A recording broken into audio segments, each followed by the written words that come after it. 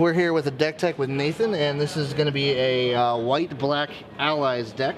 So go ahead and walk us through the deck. Let's look at all your different choices and kind of explain the plan and what you're doing with it. So basically the main part of the deck is to just drain their life, but you can hit them with a bit, like the one-drop Expedition Envoys for a very early game, just like get you out there with some speed with the 2/1.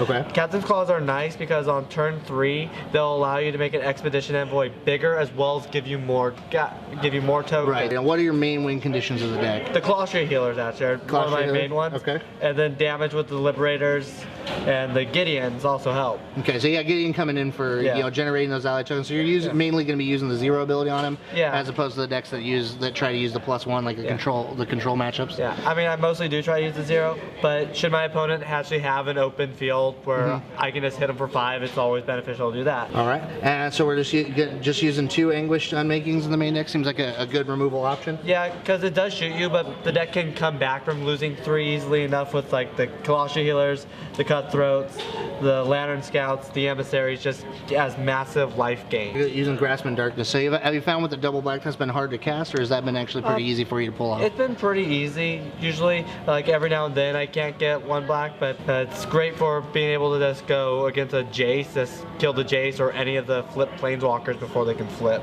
All right, fantastic. I see the big thing for this deck is probably a March from the Tomb. Go ahead and go over that and how that card really affects the deck. It really affects the deck because I can just bring lots of stuff back from my graveyard with CMC equal to 8. So I have healers, like should I have a healer in the graveyard?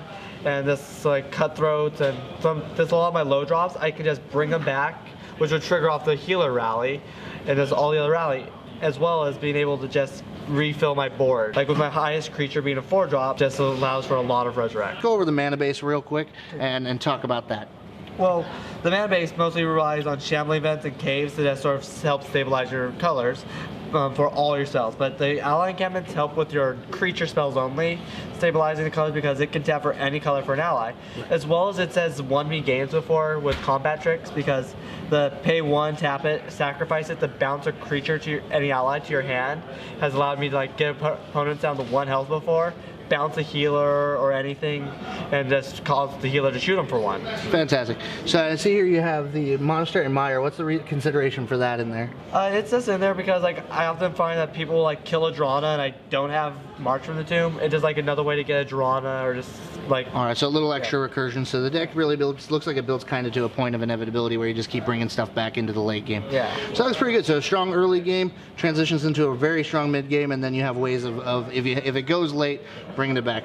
So you have it, guys. It's a very simple, inexpensive white-black allies deck. I'd like to thank you for taking the time to do the deck tech with us. See you next week.